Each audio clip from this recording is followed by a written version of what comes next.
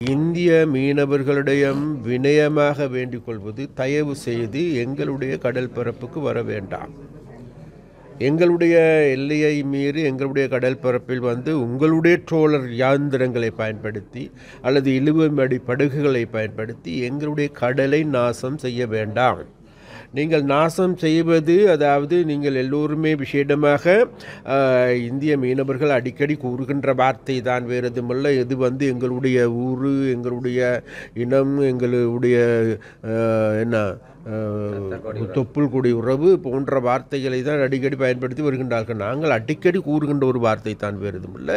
இங்கு வந்து எங்களுடைய மீனவர்களுடைய வாழ்க்கையை நாசம் செய்துவிட்டு, வள்ளங்களை நாசம் செய்துவிட்டு, வலைகளை நாசம் செய்துவிட்டு, அதே நேரத்தில் 125% அதிகமாக வாழுகின்ற மீனவர்களுடைய வாழ்க்கையை நாசம் செய்துவிட்டு, எங்களுடைய கடல் வளத்தையும் நாசம் செய்துவிட்டு, எங்களுடைய மீன்களை பிடித்து செல்லுகின்ற பொழுது போகிற வழியில் சொல்லி கொண்டு போகிறீங்க அதாவது எங்களுடைய தொப்புள் குடி உறவுண்டாது. அந்த விளையாட்டு வேண்டாம்.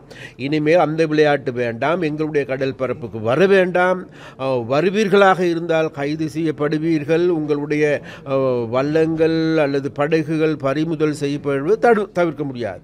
இதுதான் எங்களுடைய நிலைப்பாடு. ஏன் நாங்கள் இவ்வாறு கூறுகின்றோம் என்றால், வேறு எதுமல்ல, எங்களுடைய கடல் பரப்பு என்பது எங்களுக்கு சொந்தமானது, எங்களுடைய மீனவர்களுக்கு சொந்தமானது.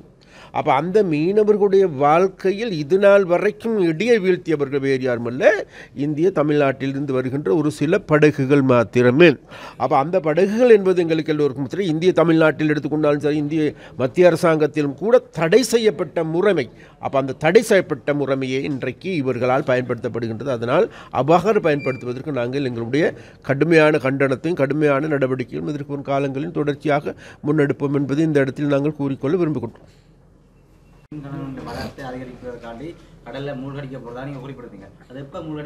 நிச்சயமாக இன்னும் ஒரு சில நாட்களில் பார்த்து கொள்ளலாம் அதை. அதாவது ஏனென்றால் எங்களுக்கு எல்லோருக்குமே தெரியும், முறை 280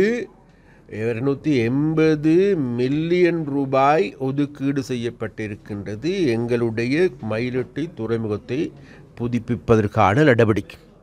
அப்போ அதன் பொழுது நாங்கள் முகம் கொடுக்கின்ற பிரச்சனை தான், அங்கு 124க்கு அதிகமான படகுகள், இழுவைமடி படகுகள் தடுத்து வைக்கப்பட்டிருக்கு. அதன் காரணமாக அந்த பிரதேசத்தில் அந்த துறைமுகத்தில் எந்த விதமான அபிவிருத்தி நடவடிக்கையும் எடுக்க முடியாத ஒரு நிலைமை இருக்கின்றது. அதன் காரணமாக நாங்கள் கடந்த காலங்களில் எடுக்கப்பட்ட முடிவுகளுக்கு ஏற்ப எங்களுடைய கடல் பலம் நாசமாக்கப்பட்டிருக்கின்றது.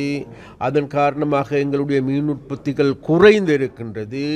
இந்த நாசமாக்குவதற்கான காரணம் வேறு எதுவுமில்லை, இந்திய இழுவை மடி படகுகளுடைய செயற்பாடு. அப்போ அந்த செயற்பாட்டை தடுத்து நிறுத்தி மீண்டும் எங்களுடைய மீன் பலத்தை பெருக்க வேண்டுமாக இருந்தால் நீங்கள் இவ்வாறான நடவடிக்கை எடுத்துத்தான் ஆக வேண்டும். அவ்வாறான நடவடிக்கை நோக்கிய நாங்கள் இன்றைக்கு இந்த எங்களுடைய மயிலட்டி துறைமுகத்தில் இருக்கின்ற படகுகளை பயன்படுத்துவதற்கு இருக்கின்றோம். அதனால் இந்த நடவடிக்கை இன்னும் ஒரு சில நாட்களில் அல்லது ஒரு சில வாரங்களில் இதற்கான சகல நடவடிக்கைகள் ஏற்பாடு செய்யப்பட்டிருக்கின்றது. அதனால் இதை நாங்கள் செய்வதற்கே தீர்மானித்திருக்கின்றோம் என்பதை இந்த இடத்தில் குறிப்பிட்டாக வேண்டும்.